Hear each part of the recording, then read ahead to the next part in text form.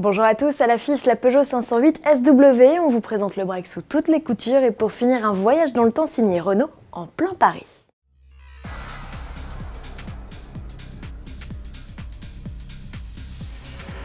La 508 enfile son sac à dos, la berline Peugeot révélée en mars dernier au Salon de Genève se décline déjà en break.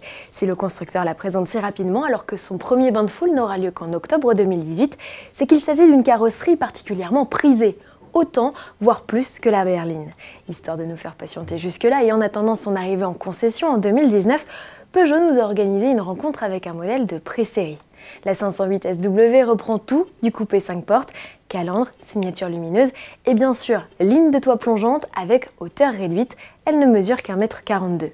Esthétiquement, c'est réussi, en revanche, ça ne facilite pas l'accès à bord. Mais contrairement à la berline, la garde-toit a ici été rehaussée de 4 cm. Le nouveau break 5 cm plus court que le modèle précédent dispose d'un volume de coffre en retrait avec une capacité de 530 litres. Il reste toutefois un bon élève de la catégorie. Cela se confirme banquette rabattue comme nous le détaille notre reporter Agnès Lasbarère. Comme vous pouvez le remarquer, le seuil de coffre est à une bonne hauteur, il est à hauteur de mon genou à peu près. Le dessin justement du coffre est assez pratique puisqu'il n'y a pas de recoin, il n'y a pas de forme un peu bizarre, hein. C'est assez carré, donc on pourra bien occuper l'espace. Et puis, lorsqu'on voudra en avoir un petit peu plus, grâce au poignet ici et au système Magic Flat pour abattre les dossiers de siège, eh bien on pourra avoir un volume de 1780 décimètres cubes. Côté conducteur, c'est bonnet blanc et blanc bonnet. Une fois au volant, impossible de faire la différence entre la berline et le break. La planche de bord est identique. On retrouve pêle-mêle les compteurs numériques, le petit volant et les commandes piano.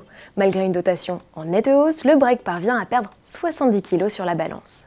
Sous le capot, là encore, pas de distinction. La 508 SW reçoit les mêmes blocs essence et diesel turbocompressés de 130 à 225 chevaux, tous couplés à une boîte EAT8. Seul le diesel d'entrée de gamme reste proposé avec une boîte manuelle. Une version hybride rechargeable sera lancée au second semestre 2019 avec une autonomie théorique de 50 km en mode 100% électrique.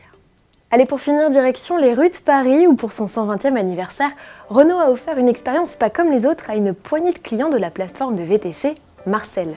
Le constructeur est venu les chercher avec des modèles étonnants ou marquants de son histoire.